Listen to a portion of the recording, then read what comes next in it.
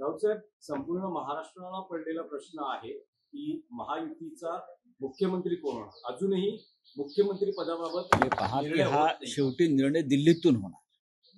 महाराष्ट्राचा मुख्यमंत्री हा खरं म्हणजे महाराष्ट्रातच ठरायला हवा. शिवसेनेच्या बाबतीत म्हणजे आमच्या हे पथ्य आणि परंपरा आम्ही पाळली, पण मोदी आणि शहा हे मुख्यमंत्री ठरवणार असल्यामुळे हा मुख्यमंत्री हा दिल्लीतून ठरेल आणि जो कोणी असेल तो त्यांना आज उद्याकडे जाहीर करावाच लागेल ना. त्यांच्याकडे प्रचंड बहुमत आहे, त्यांना बहुमतासाठी कुठे हात पसरावे लागणार नाही. स्वतः भारतीय जनता पक्षाकडे 140च्या आसपास आमदार आहेत. इतर दोन त्यांच्या मित्र पक्षांकडे साधारण 100 आमदार आहेत. त्याच्यामुळे जो उमेदवार किंवा मुख्यमंत्री दिल्लीतून ठरवेल तो स्वीकारावा लागेल. नाही, पण दोन फॉर्म्युला चर्चेत आहे असं म्हटलं जातंय. 2 वर्ष, 2 वर्ष, 1 वर्ष किंवा अडीच वर्ष. आता ह्याच्यावरती मी कसं काय मत व्यक्त करू. ही त्यांची आघाडी आहे, त्यांची युती आहे.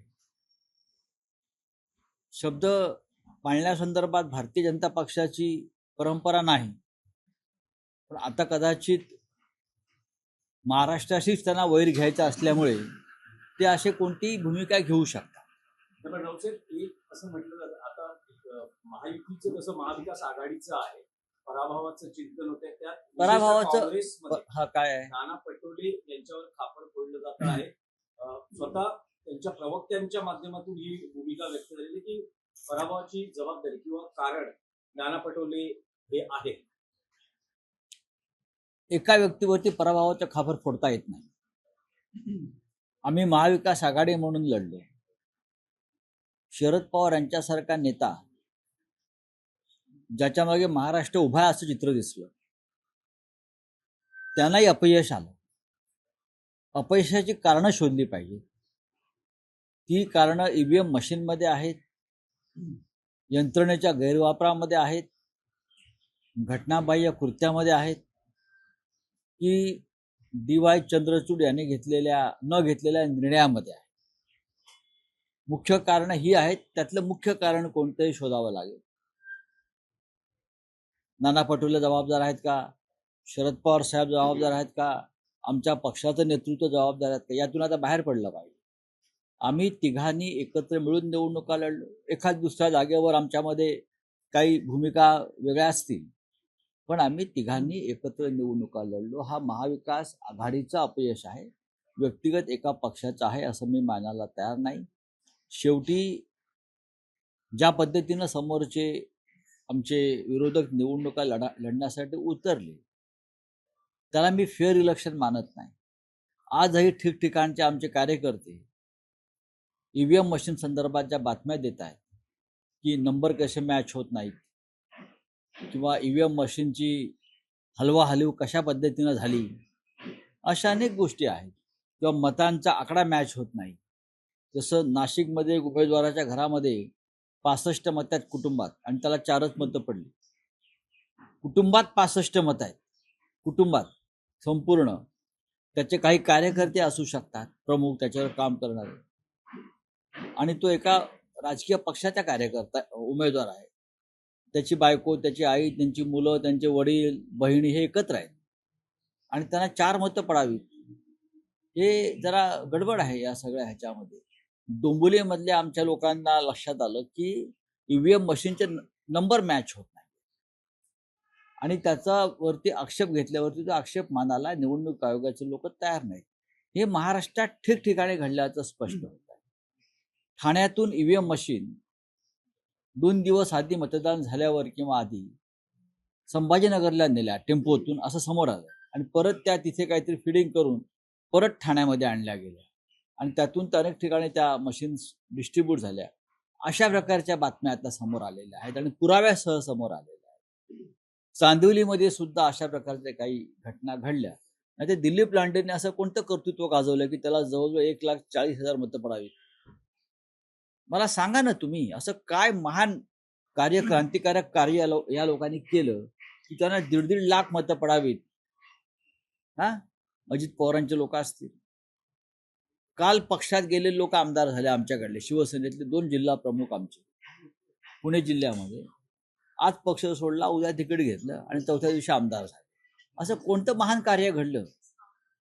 काय आहे असं की 1.5 2 लाख मताधिक्य यांना मिळावं? ह्याच्यामुळे संशयाला जागा आहे. आणि प्रथमच मला आश्चर्य वाटतं की पवार साहेबांनी आतापर्यंत कधी अशा प्रकारचा संशय व्यक्त केला नव्हता मशीनच्या बाबतीत. काल त्यांनाही असं वाटलं की काहीतरी गडबड आहे. नाही, पण त्यांनी तक्रारी आल्या आहेत. कारण तुम्ही जे नाव होते त्या डोंबिवली, चांदिवली, दहिसरमध्ये सुद्धा त्या मनसेच्या उमेदवारांनी केले. होय. धुळे ग्रामीण आहेत ना. सुद्धा एकाची संस्था होती, त्याच्या कार्यकर्त्यांनी मदती असल्यानं म्हणे शून्य मत मिळाली. शून्य मत आहे. तक्रारी आहेत. जवळजवळ माझ्याकडे आमच्याकडे आता 450 तक्रारी जमा झालेल्या आहेत ईव्हीएमच्या संदर्भात. आणि आम्ही त्या वेळेला आक्षेप घेऊन सुद्धा त्याची दखल घेतली गेली नाही. अशा वेळेला ह्या निवडणुका सरळ मार्गानं झाल्या असं तुम्ही कसं म्हणू शकता? म्हणून माझी परत मागणी आहे, हा निकाल तसाच ठेवा आणि पुन्हा ही निवडणूक बॅलेट पेपरवरती घ्या आणि मग निकाल पहा काय लागतो. घ्या ना.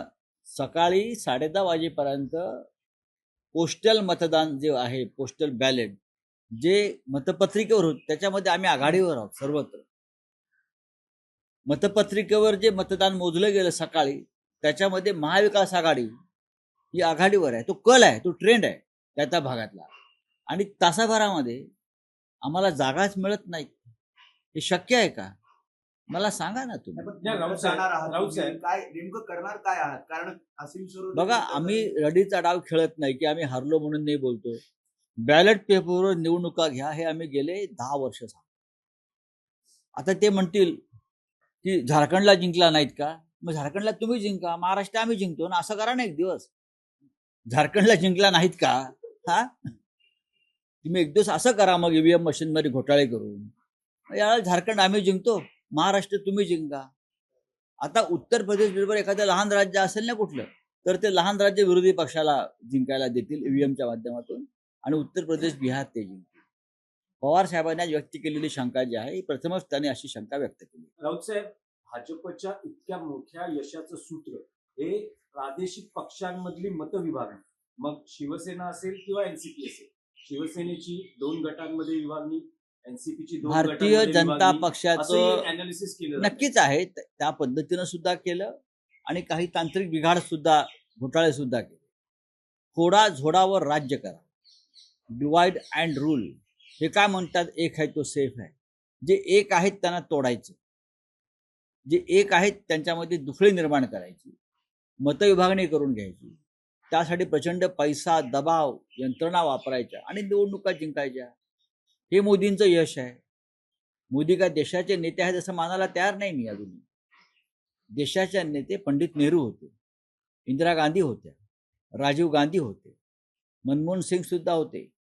कारण त्यांनी या देशातली लोकशाही आणि अखंडता टिकवण्यासाठी आपलं आयुष्य वेचलं आणि त्यांनी अशा प्रकारचं कृत्य केली नाही. राऊत साहेब, तुम्ही कालही म्हणालात, आजही तुम्हाला हा प्रश्न विचारतोय, हे निकाल पाहता आता महाराष्ट्रात 2 भाऊ उद्धव ठाकरे, राज ठाकरे यांनी मराठी मतांची विभागणी टाळण्यासाठी मराठी कशाला, हे लक्षात घ्या, हा प्रश्न फक्त राज ठाकरे आणि उद्धव ठाकरे यांचा नाही. ज्यांना ज्यांना या महाराष्ट्राविषयी प्रेम आहे अशा प्रत्येकानं, मग प्रकाश आंबेडकर सुद्धा असतात, ते मराठी नाहीत का? ते महाराष्ट्राचे कोणी देणं लागत नाहीत. संयुक्त महाराष्ट्राच्या लढ्यात डॉक्टर बाबासाहेब आंबेडकर यांचं योगदान आहे. आणि महाराष्ट्रामध्ये मराठी माणूस एक राहिला नाही तर हा महाराष्ट्र, मुंबई ही हमालांची आणि पाटीवाल्यांची होईल, असं डॉक्टर आंबेडकरांनी तेव्हा इशारा दिलेला आहे. आज नेमकं तेच होत आहे. त्याच्यामुळे महाराष्ट्रावर प्रेम करणाऱ्या प्रत्येक राजकीय पक्षाचं आणि नेत्याचं योगदान आहे. मग कोणी भारतीय जनता पक्षामध्ये असते, कोणी शिंदे गटामध्ये असते, खरोखर त्यांच्या काळजामध्ये काय घरघर लागले असेल तर ते एक होते. नाही, पण राऊत साहेब, मी यासाठी स्पेसिफिक विचारतोय, गेल्या 10 वर्षात म्हणजे 2014 पासून ठाकरे ब्रँडला उतरती कळा लागली आहे. हे पाहता ठाकरे ब्रँड खतम करावा यासाठीच मोदी आणि शहाचं संपूर्ण कारस्थान सुरू आहे ना. या महाराष्ट्रात ठाकरे, उद्धव ठाकरे यांनी या महाराष्ट्रामध्ये ठाकरे ब्रँड राहूच नये, शरद पवारांचं नाव राहू नये, उद्या जर छत्रपती शिवाजी महाराजांच्या बाबतीत जो जो महाराष्ट्राचा मराठा अस्मितेचा ब्रँड आहे तो कोणीही राहू नये, हे मोदी आणि शहांचं कायम एक दुःस्वप्न आहे, लक्षात घ्या. आम्हाला असं वाटतं की मराठी माणसांनी महाराष्ट्रासाठी एकत्र असायला पाहिजे, मग ते कोणीही असोत. आणि राग, लोभ, अहंकार, द्वेष, मस्त हे बाजूला ठेवून आपण एकत्र येऊन चर्चा केली पाहिजे. हे माझं म्हणणं सगळ्यांसाठी आहे. तुम्ही व्यक्तिगत कोणाविषयी घेऊ नका. थँक्यू.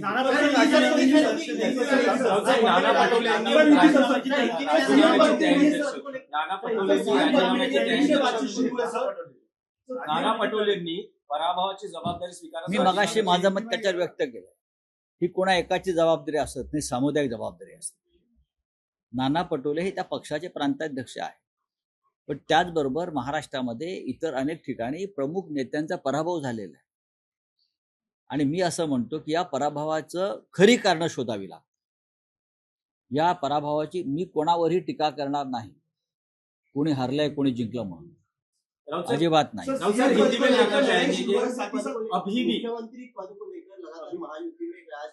बात ऐसी है भाई कि फैसला नहीं हो रहा है, फैसला हो जाएगा. उनके पास भारी बहुमत है. बहुमत इतना बड़ा है कि वो निर्णय कुछ भी ले सकते, किसी को भी मुख्यमंत्री बनाकर दिल्ली से भेज सकते. महाराष्ट्र का मुख्यमंत्री दिल्ली तय करेगी, मोदी शाह तय करेगी. वो मुख्यमंत्री ऐसा रहेगा जिससे गुजरात को ज्यादा फायदा जो कर सकता है वही नेता मुख्यमंत्री होगा. महाराष्ट्र के फायदे की बात नहीं होगी, मराठी मानुस के फायदे की बात नहीं होगी, लेकिन ये उनका फैसला होगा. उनके पास बहुमत है, बहुमत के ताकत पर, बल पर वो किसी को भी मुख्यमंत्री बना सकते हैं. और मोदी और शाह जी ने राजस्थान, मध्य प्रदेश में इस प्रकार का निर्णय लेकर दिखाया है. सर, बीजेपी ने कहा है कि एलओपी वो नहीं बनने देंगे महाराष्ट्र में. शरद पवार ने कल एक बयान दिया है कि बटेंगे तो बटेंगे, जो नारा चलाया गया है इसकी वजह से वोटों का ध्रुवीकरण होगा. देखिए, ये ध्रुवीकरण की बात तो माननी पड़ेगी. यही उनकी सबसे बड़ी ताकत रही, मतों का ध्रुवीकरण, मतों का विभाजन, चाहे जात के आधार पर, चाहे धर्म के आधार पर, चाहे पार्टी तोड़कर विचारधारा के आधार पर. ये मोदी जी की यही ताकत है. अगर मोदी जी देश के असली नेता होते या शाह साहब, तो ये काम करने की उनको जरूरत नहीं पड़ती. ये गंदगी जो है राजनीति में लाई है, ये खिचड़ फैलाने की उनको जरूरत नहीं पड़ती. अगर आप नेता है, लोग आपकी बात मानते हैं, तो उसको तोड़ो, उसको फोड़ो, उसको खरीद लो, ये जरूरत नहीं पड़ती. ये काम कभी पंडित नेहरू ने नहीं किया, इंदिरा गांधी जी ने नहीं किया, मनमोहन सिंह साहब ने नहीं किया. हाँ, ये काम जो ऐसे लोग करते हैं जो मन से राजनीति में भी कमजोर है और अपने पार्टी में भी कमजोर है. अजित पवार असं म्हणतात की शरद पवारांनी चूक केली, लोकसभेला मी चूक केली, मी मान्य केली, पण विधानसभेला माझ्या पुतण्याला या धंदा पाणी करायचा, त्याला माझ्या समोर उभं केलं. काफी सवाल उठाए जा रहे हैं. महाराष्ट्र में 400 से भी ज्यादा कंप्लेंट्स हमारे पास आई है ईवीएम के बारे में. हम उस बारे में स्क्रूटिनी कर रहे हैं और बाद में क्या करना है देख लेंगे. अभी हमारे नासिक के कैंडिडेट है, हमारे पार्टी के नहीं, उसके घर में, उसके फैमिली में एक साथ रहते हैं, लगभग 70 मेंबर है. माँ है, बच्चे है, बहन है, बीवी है, भाई है, उनके नौकर है, उनके कार्यकर्ता है. 65 लोगों का एक फैमिली है, उनको 4 वोट पड़े हैं. ऐसा कैसा हो सकता है? ऐसी बहुत जगह से हमको कंप्लेंट्स आई है और ईवीएम ये बहुत बड़ा मुद्दा इस चुनाव में रहा. इसलिए हम इस बार कहते हैं कि ये जो निर्णय है वो आप रखिए, लेकिन महाराष्ट्र में आप ये चुनाव फिर एक बार लेकर मतपत्रिका बैलेट पर लीजिए और हमें दिखाइए कि हमारा फैसला ईवीएम का सही है. अगर बैलेट पर आप जीतते हो, देखिए पोस्टल बैलेट पर जो काउंटिंग हो गया महाराष्ट्र, उसमें तो महाविकास आघाड़ी का सब जगह पर हमने आगे है, हम लीड पर है.